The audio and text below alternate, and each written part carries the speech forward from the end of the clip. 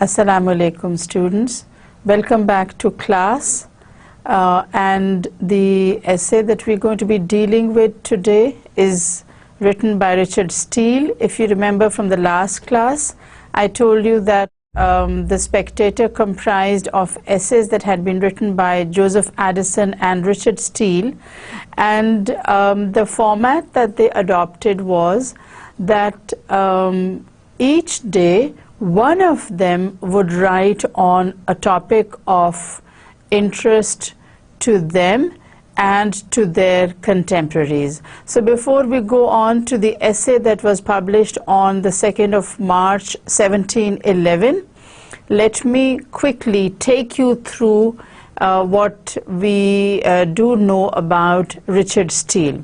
All right?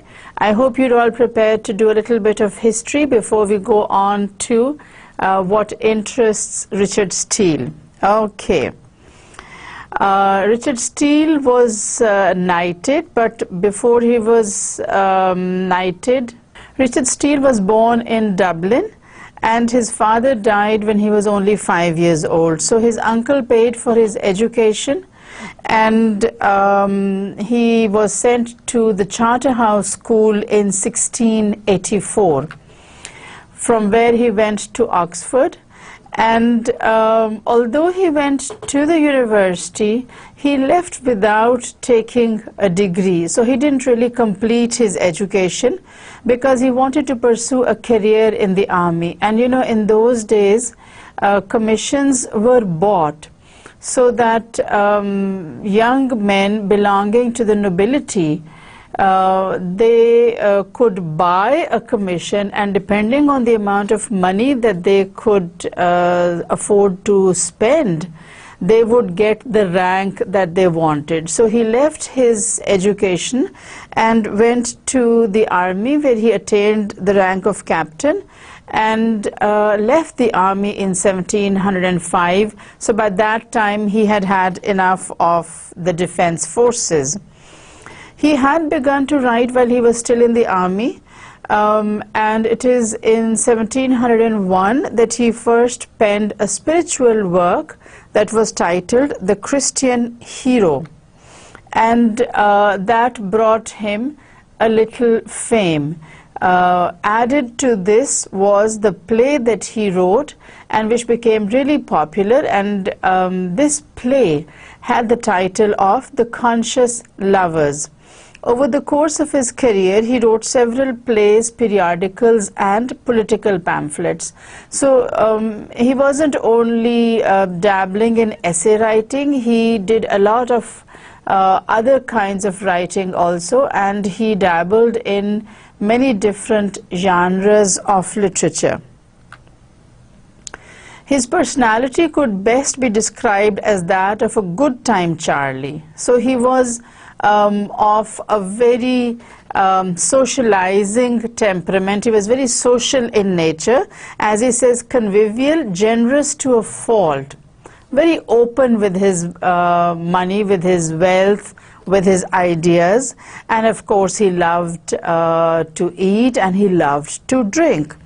Now these two things taken in conjunction with the time in which he was writing, which, if you remember, is still called the Restoration Age, although it goes on from the time of Charles II to Queen Mary II and William III, and then later on even to Queen Anne's time. So if you remember from what I told you about the period, it was one of joy and celebration and general mood of celebration, which expressed itself in different festivities. So combined with the fact that he loved to eat and drink, and he came from a good family, Steele ended up by being one of those gentlemen who were called dissolute. And since he loved to eat and drink, and he loved to party, as we would call it these days, it wasn't very long before he landed into debt. And you know, that again was something that was an accepted form of life. It wasn't a very strange thing for young men of noble families to get into debt, because they were partying all the time. There was a general mood of celebration in England, and those who were close to court circles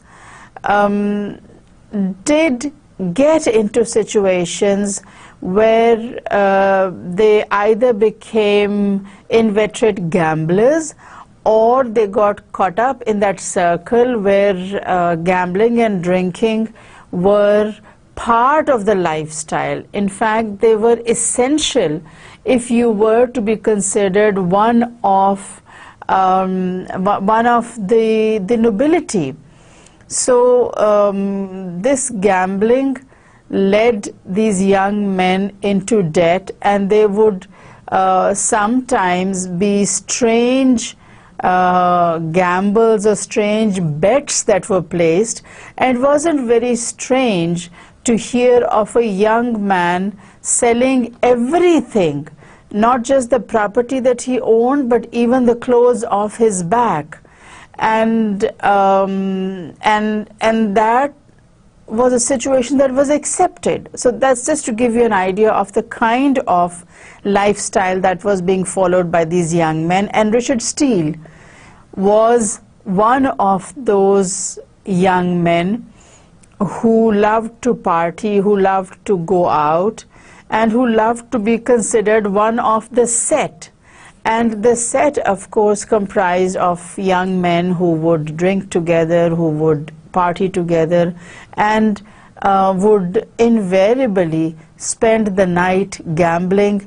And these parties and this gambling would go off into the small hours of the night, and then they would sleep the whole day, and in the evening it was like their day was starting all over again.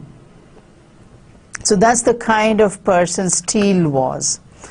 And because he was getting into debt very frequently, he married a rich widow named Margaret Stretch.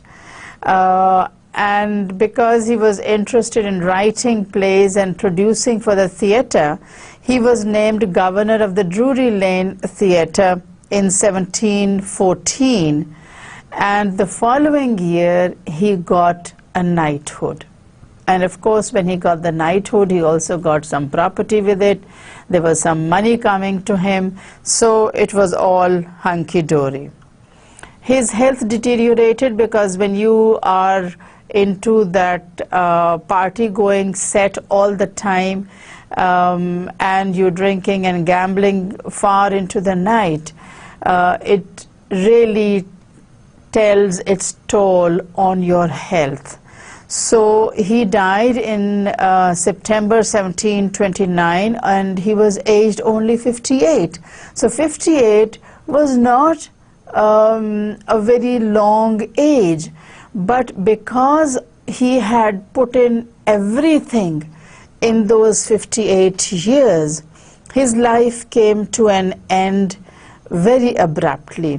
So for those of you who are party lovers and who like going out late at night, remember that when you don't have sufficient sleep, when you don't take care of your health, you may not have your health for a very long time. Now, during these 58 years, Steele wrote quite a few essays for the Spectator. I've already taken you through his writing career, where he was writing political pamphlets and he was writing for the theatre. Especially The Conscious Lovers was a play that brought him renown. The thing is that this newspaper that was named The Spectator had a very good following. There weren't so many people actually subscribing to the newspaper as there were those who were reading it. And if you remember from what I told you in the last lecture, it was people who would go to tea houses, who would go to clubs and read the newspaper there. So it wasn't that you had the newspaper coming to your house, but you still had access to it. So if a club had a subscription to, let's say, 5 copies of the newspaper, maybe something like 30 to 35 people would read those copies of the Spectator, and people came to look forward to reading this newspaper and seeing for themselves what Addison and Steele had to tell them. So it wasn't just that it was being read in England, it was being read in Europe, and even as far as the American colonies. Now mind you, the United States was still a colony at that time, so Benjamin Franklin was responsible for introducing the Spectator to the American public or to the American readers, and therefore what you see is that the Spectator is read not only in England, but its fame spreads beyond the borders of the United Kingdom. Now the one that we are going to be dealing with today is the second issue, and that is why you see that in the place where you normally have the title of the essay, I have the number of the essay with the exact date on which it was published. So they don't have titles apart from these dates and these numbers. In the last class we did the first one, which was written by Joseph Addison. Now we're going to do the second one, and that is written by Richard Steele. In the first one, the writer, that is Joseph Addison, had introduced this fictional construct, or this fictional character named Mr. Spectator. And Mr. Spectator had told us a bit about his life, his history, and he had also told you that in the next essay he would tell you about some of the people that he is surrounded by. So Steele takes up from where Addison left off, and in this essay that is titled number 2 and which was published on Friday the 2nd of March 1711, Steele is going to introduce various people to us. Now the interesting thing is that he names some of the characters. The others he describes, but he doesn't name them. Now people who were living at that time, when they read these essays, they could identify the characters. You and I cannot, because we are living several hundred years after Steele and Addison published these essays. Okay, so let's see what you have in the second essay. The slide says that in this essay, Richard Steele is going to introduce the members of the Spectator Club as it is. And this is a cast of secondary characters, and they are described in detail, and the good thing is that they are described in a rather sympathetic light. Addison and Steele don't make fun of these characters in the sense of ridiculing them. If there is something that they talk about, let's say, and they want to create a little humor, it is done in a very light manner. There is no conscious moralizing, there are no instructions, there are no, as they say, do's and don'ts, because you need to remember that the time in which Addison and Steele were writing was a time in which young men of noble families, of good educated families, were given a lot of license. And therefore it wasn't very strange to hear about people gambling or people drinking and partying all night, or even fighting duels. And I hope you know what a duel is. For those of you who don't, a duel is when two men would fight over something that they considered a matter of honor. It could be a debt, it could be an insult that one would have given to the other, or it could be an insult that was perceived. So you didn't really have to say anything rude, but if what you said was taken to mean rude behavior, then also you would be called outside, a time would be set, and they would fight sometimes to the death. So these were things that were very much a part of the style of life as lived by the noblemen of that time. So the stories and the persons that the Spectator is going to describe and narrate are of that time only. Addison and Steele are not talking beyond the immediate time. They're not talking beyond that place. Whatever they're saying is related to that time and place. And one of the reasons why these essays are important is because they give us an insight into what was being done at that time, what was prevalent, and what was looked down upon. All right. Now, following in the tradition of his seniors, Steele also starts off with a quotation in Latin by Juvenal. And when we go on to the text of the essay, Steele says, "The first of our society is a gentleman of Worcestershire of ancient descent." And you notice how Steele spells ancient. That's not how you and I would spell it. We would spell it C-I-E-N-T, but he spells it with a T. And the interesting thing is, the T-I also makes a sh sound when it is something that's not starting the word. So when it occurs in the middle of a word, it gives a sh sound. So whether you use C-I-E or you use T-I-E, the sound produced is the same.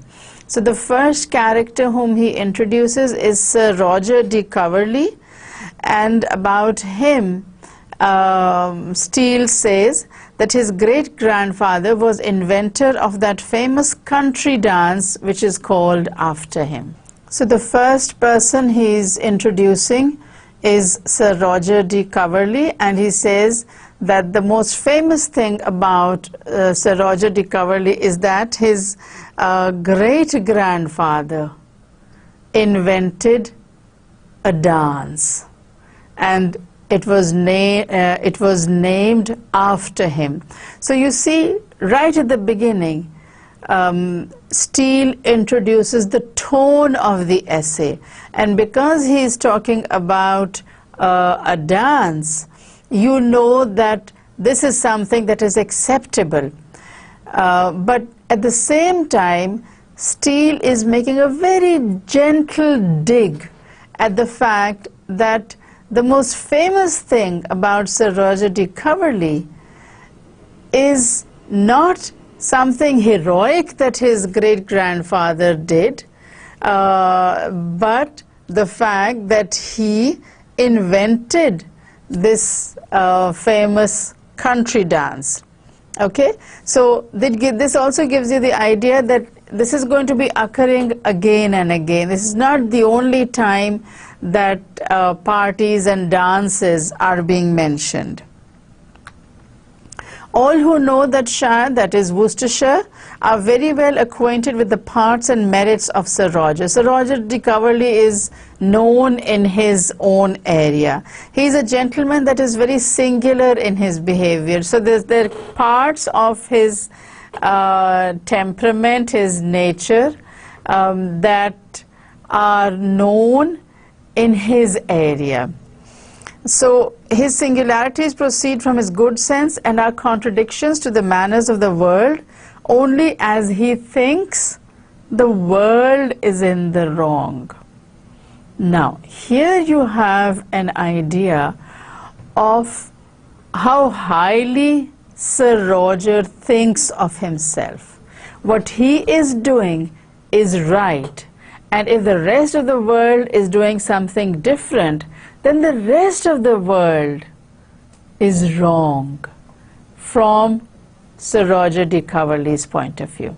That is how much he thinks of himself, and again a very gentle dig by Steele to show that Sir Roger de Coverley is a little conceited. He thinks a lot of himself.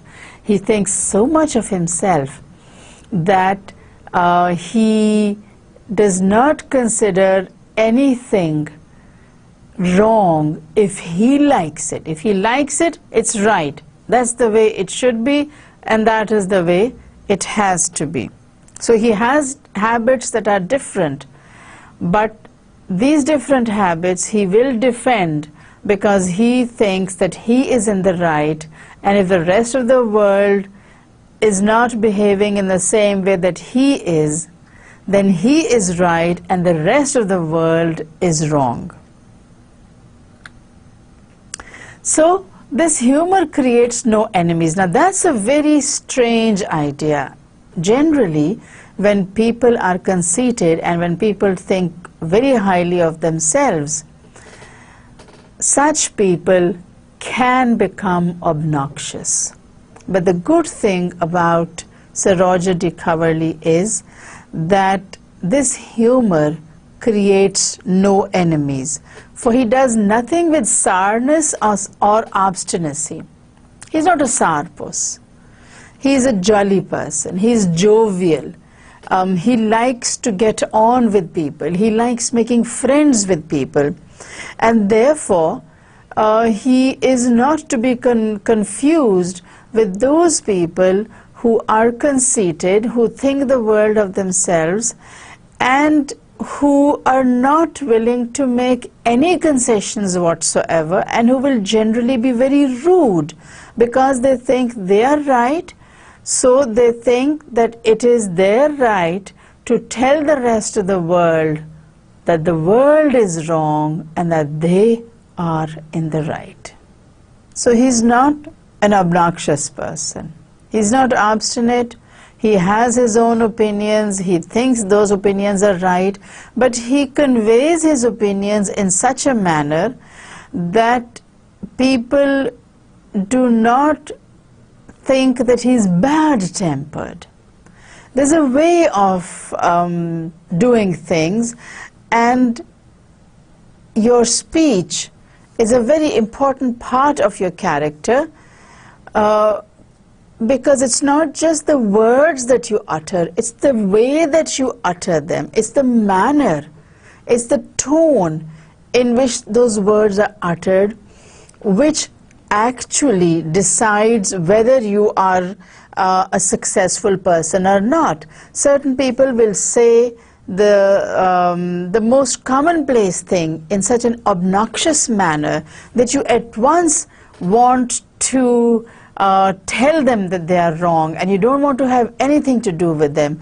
So as far as Richard Steele is concerned, he does it in such a way that this Sir Roger de Coverley that he introduces does not really offend people.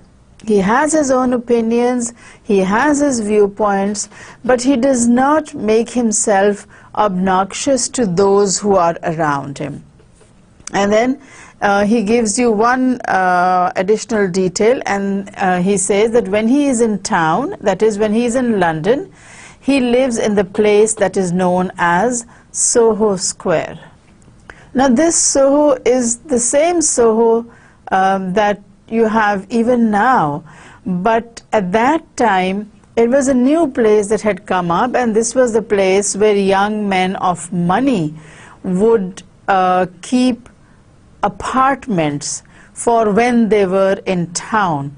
So this is not the time when you had a lot of these hotels or inns or motels opening up all over the place. If you wanted to go to another city, you had to have a place to stay.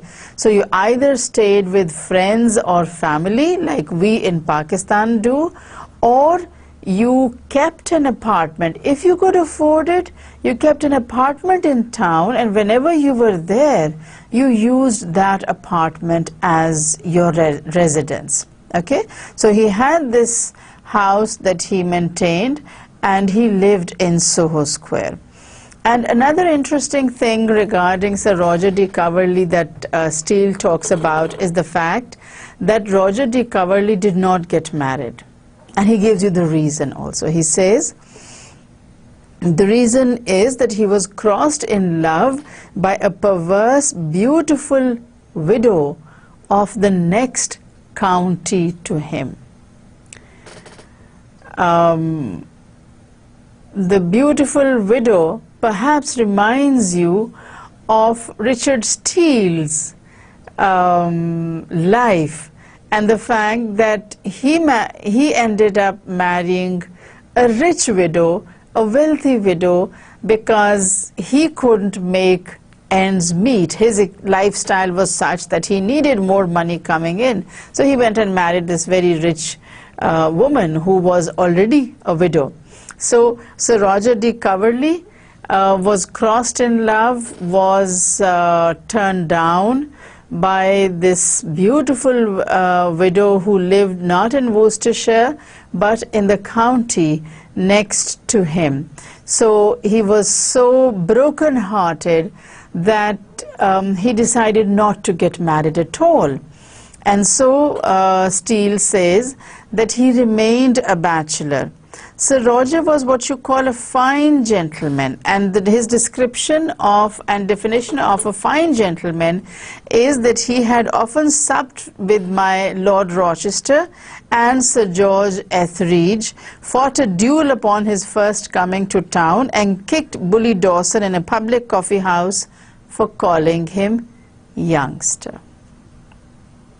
Now, what does this tell you about the lifestyle that was prevalent for the nobility at that time?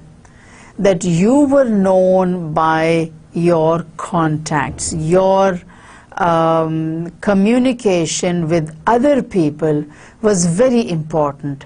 If you had relationships, friendships with the important aristocrats, then you belonged to the set, and if you did not, you were a nobody. Sir Roger de Coverley, forgive the slip, Sir Roger de Coverley was one of those who had food with Lord Rochester, who had mingled with the dramatist George Etheridge, and that ensured that he belonged to the right set. He was one of, as you would say, the elite. He was one of the aristocracy because he had the right connections. If you didn't have the right connections, you were a nobody, you were a non-entity in that day and age. So not only had Sir Roger de Coverley dined with other noblemen, but he was one who was very quick to take offense. So there's this one character by the name of Bully Dawson, and because Bully Dawson called Sir Roger de Coverley youngster, he became angry.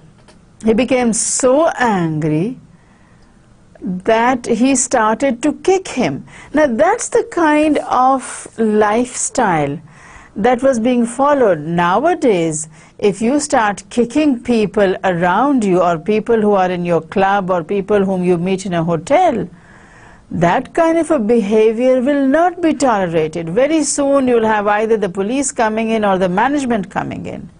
But such was Sir Roger's influence, such was the power that he exerted, that it was accepted. He considered that he had been insulted, and therefore he repaid the insult in the means that he thought proper. So he has the right connections, and while Steele is trying to establish Sir Roger de Coverley's antecedents, he goes back and forth, and after describing that Sir Roger had the proper connections, he goes back to the earlier story which he started off, and that was the reason why Sir Roger was still a bachelor. And he says that once his heart had been broken by this beautiful widow, he remained very serious for 1.5 years. That was kind of like the mourning period for him. And he wasn't the serious kind. He was the kind of person who liked to party, who liked to laugh with people, who liked to discuss everything that was happening around him. And so it was a very unnatural state to be serious. And Steele says that he was very serious for 1.5 years, but that was it.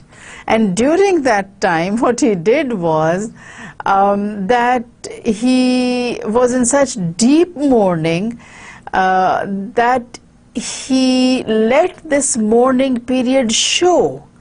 Now, it wasn't enough that he had been jilted by this beautiful widow, and that he considered his heart had been broken, but the times were such that if a woman jilted you, if a woman turned down your love, you had to let the whole world know what had happened. So for 1.5 years, Roger de Coverley went around looking very serious and very grave, and he wouldn't take part in anything. And to show that he was suffering, he stopped changing his clothes. And the example that Steele gives you is that he says he wore the same clothes day in and day out, year in and year out, to the extent that he was wearing this coat and jacket kind of thing that was in fashion a long time ago. And here again you see Steele making a gentle dig at young men who spent time and money and effort on doing and following whatever was the latest in fashion. So during that 1.5 years, he says the fashion changed 12 times. Now, 12 times is a bit of an exaggeration. It's not possible unless fashion changed after what? Every 40 days or 45 days? It's not possible. But that is how Steele conveys. And he says during that 1.5 years that Sir Roger was in mourning, fashion changed 12 times, and Sir Roger himself made mention, and he said that this coat that I'm wearing, the style has gone in and out 12 times.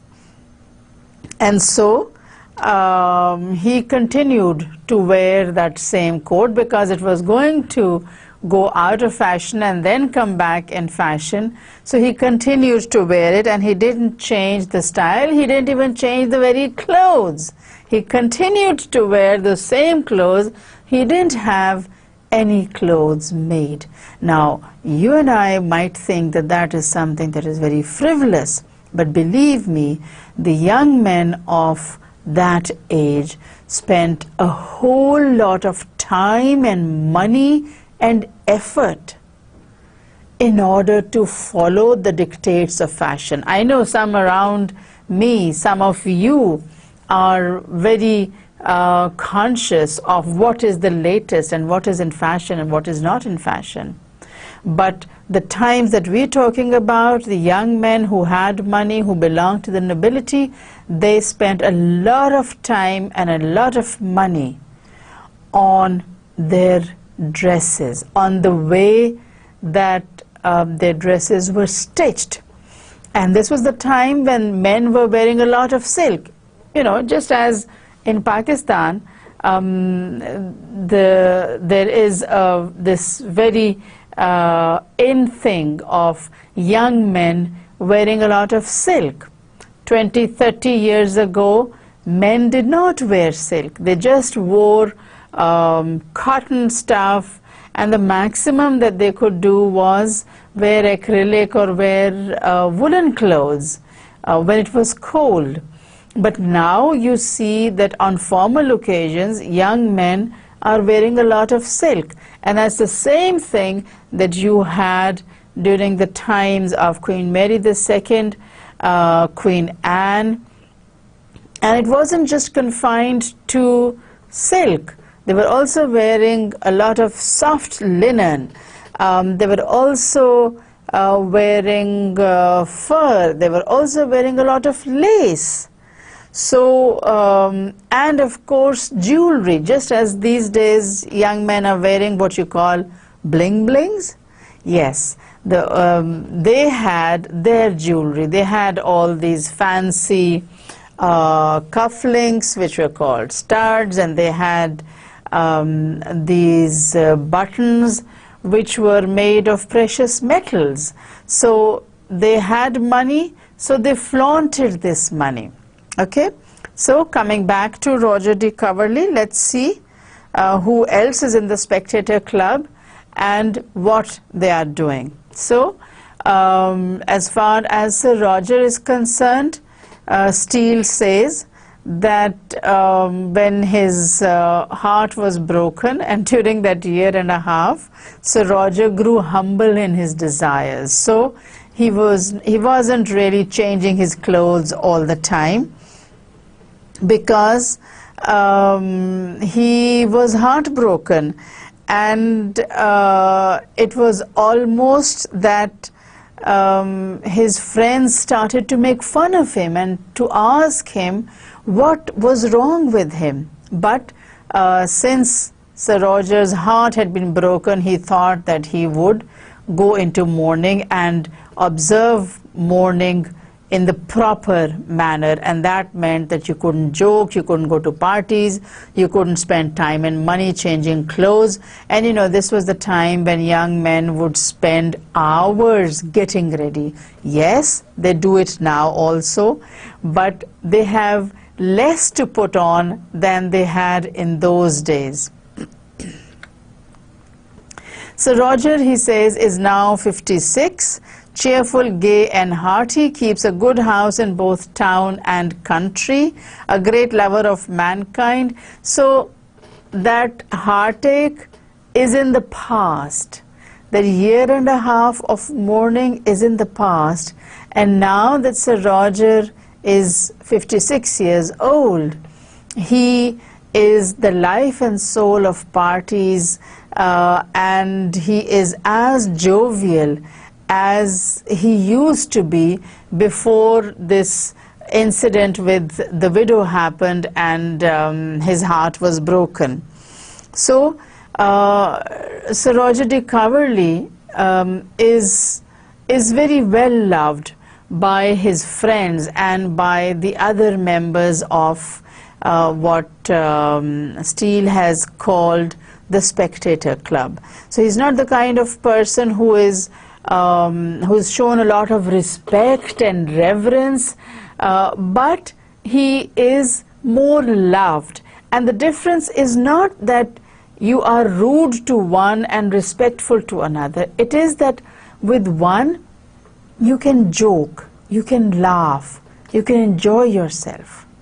With the person that you hold in high esteem, you are very respectful, very mindful of your behavior, and you do not want to do anything that would offend that person. Now, whatever Steele is telling you about Sir Roger de Coverley, you'll notice is in a lot of detail. And he spends a lot of time describing and defining different facets of Sir Roger de Coverley's personality. And one of these is that he is very well loved by the young men. Now, he's 56 years old, and yet the young men consider him as one of themselves because he is their kind. He's not the kind of person who would, let's say, be very serious and mindful of how people conduct themselves. He is a generous soul. He's kind-hearted. He likes having a good time. So not only does he like having a good time, and not only is he loved by the young men, but he says that the young women also profess to be in love with him. So he's a very kindly soul. When he comes into a house, he calls the servants by their names. All right. Now here is an idea that is very different from what was prevalent in high society of that time. Calling servants by first names was not done. There was a definite distinction of class that was made, and that distinction had to be maintained. It had to be kept. But Sir Roger de Coverley was the kind of person who would come into a house, would go upstairs and visit people in their bedrooms. Now, the idea that Steele gives here when he talks about upstairs needs to be explained a little.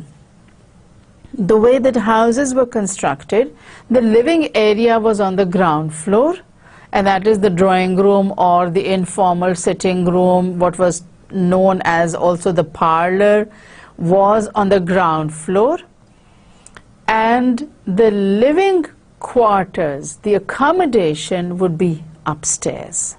So you'd have these beautiful staircases which occupied a lot of space, but they looked beautiful, and so all the accommodation, all the sleeping areas were upstairs.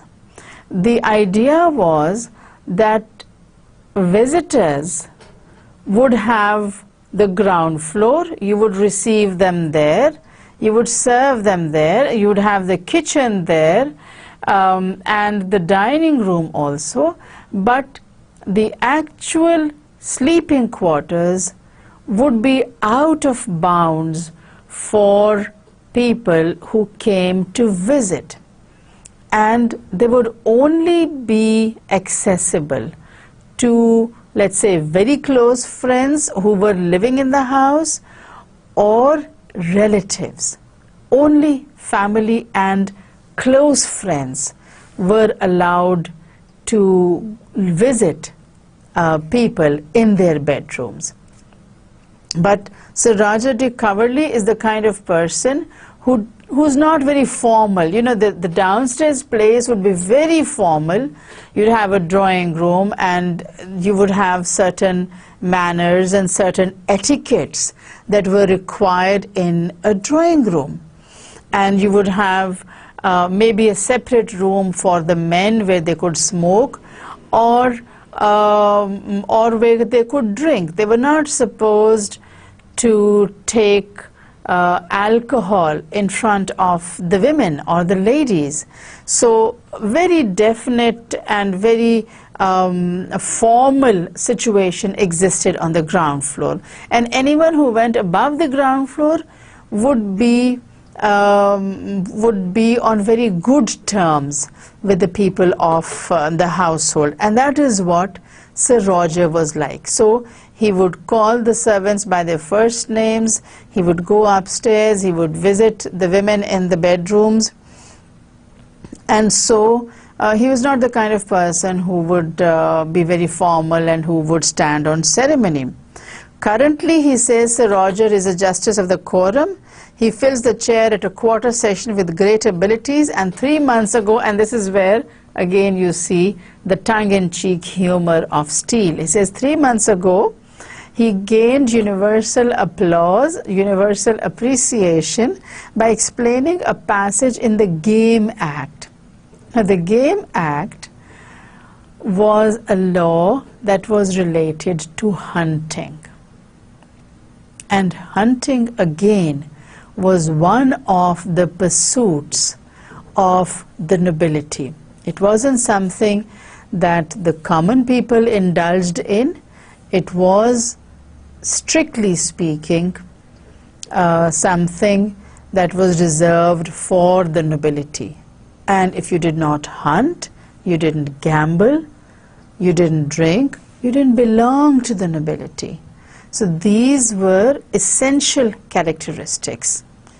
And by saying that Sir Roger de Coverley explained this passage in the Game Act, Richard Steele is making a gentle dig at the society of that age, and particularly the menfolk and what they were interested in. So they were not interested in having, let's say, the Constitution or the Magna Carta explained to them, but they were interested in having the hunting laws explained, because they were closer and more involved with hunting than with running the country.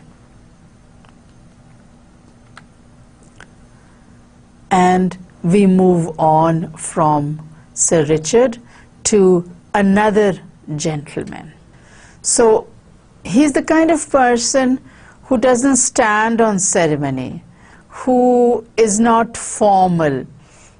He comes into a house, he goes upstairs to visit, he calls servants by their name, and these households, you know, they had a lot of servants. It was somewhat like the feudal setup that we have in Pakistan.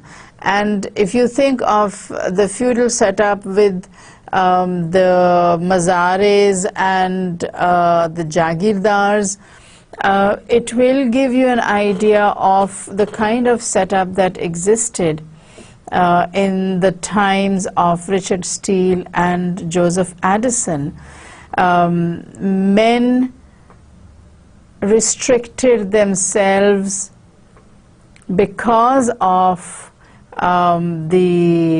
because of constraints of etiquette to certain portions of the house, to a certain manner. So there was a definite code of conduct that was followed by everyone, and that could not be violated. It was something that that was implemented very strictly. And if you were an aristocrat, if you belonged to the nobility, then you had to make sure that you followed that code of conduct and you did not violate it. And this code of conduct meant that you had to have a lot of money, obviously. When is money not required? But especially so was this money required in this time for young men belonging to the nobility. And the reasons were, there was a lot of partying. Once you attended a party, you also had to throw a party. So attending parties involved a lot of expense on clothes, because if you did not change clothes frequently, or if you didn't make new clothes all the time, you were not considered one of the set. And it was very important to be considered one of the set. Now, if you want to contextualize the situation, you think of the situation that prevails in our country, with people spending a lot of money on appearances, on maintaining appearances, rather than on essentials. So that you find out that people are not spending money on health and education, but they are spending money on dress, on food, etc. Not what is required, but what is desired. So needs were put on the back burner and desires were brought to the forefront. And a part of this entire setup involved certain activities that young men and to a small extent young women had to know about and to be proficient in order to be considered a part of the set. And one of these was hunting. Young men, young women went out hunting. It was something that was a part of the culture, of the tradition, as it was followed by these young men and young women. Before we leave off, let me quickly recap what we have done today, so that it is easy for you to pick up from where we leave off. When we started today's lecture, I told you that this essay that we're going to be dealing with, and that we have divided into two, concerns people who are going to be described and who are a part of what is known as the Spectator Club. These are people from the nobility, because you have to remember that Steele and Addison both were knighted. They were gentlemen who belonged to the aristocracy, and as such they were writing for the aristocratic class. So they are not writing about very serious issues. They are writing about what is important for people of that time. So because they happened to belong to that same set, they could write about what was required and where the needs were left on the back burner, and where the desires became of paramount importance. The desires became of primary importance. And one of the things that I mentioned was that Richard Steele himself, because he belonged to the aristocracy, he had been through all this. He had a lot of money, but he ran through that because he loved to go to parties, he loved to eat and drink, he loved gambling, and in this kind of a condition, money does not last long. So Steele had to marry a rich widow in order to ensure that he would have enough money to move with the set. And the same kind of thing you find in the first character that he introduces, and that is Sir Roger de Coverley. Now we've only been able to cover Sir Roger de Coverley's character in this lecture, but that is enough for today, because that's one of the characters that Steele is discussing in a lot of detail.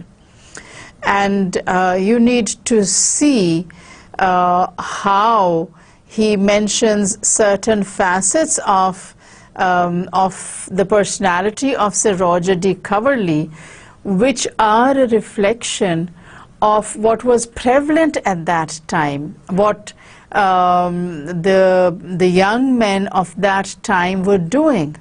And when he describes Sir Roger de Coverley, he also tells you that Sir Roger de Coverley fell in love with this beautiful widow who belonged to the county next to him. Sir Roger de Coverley was from Worcestershire, and this beautiful woman, she lived at some distance from him, and when she jilted him, Roger de Coverley thought his heart had been broken. And since he belonged to the aristocratic circles, he considered that such an act justified a period of mourning. So he observed this period of mourning, as it is called, for a year and a half. And during that year and a half, he did not make any new clothes. He went around with this very glum expression on his face, very serious, very grave, no smiles, no laughter, no enjoyment as such, because his heart had been broken, and it was not enough for him to know that the woman had jilted him, but the world must also know that he had been jilted, and he's very sad. So he'd go around with this tragic look on his face. And the best example that Steele can bring up to show that Sir Roger is in mourning is to say that he was still wearing those old-fashioned clothes. You know, he didn't even make any clothes. That was how far his heart had been broken. And the reason is that we're talking about a day and age where a lot of time, attention, and money was being spent by young men on making clothes that were fashionable, on doing things that were fashionable. So during that period of mourning, during those 18 months of mourning, Sir Roger de Coverley did not indulge himself in all these. But now that he's past that, and the time at which Steele is writing, he says Sir Roger de Coverley is 56 years old. At this time, he says that Sir Roger is very good company for people. He's over that heartbreak, and now he's the life and soul of every party, and young men seek his company. Young women say that they love him, because now it's safe to say that they love him. So Roger de Coverley has the kind of personality where he would enter the house, where he would know the servants, where he would even go up the stairs to visit the women in their rooms. And you know, there was a certain etiquette which I'm going to explain to you in the next lecture on how these things were done and how these visits were received, and the proper etiquette and how it was followed. All right, that's enough for today. I know you've been very patient. Thank you very much for your patience. I hope you are learning something about the time in which these essays have been written. We'll continue this essay in the next lecture. Thank you very much, and Allah Hafiz for now.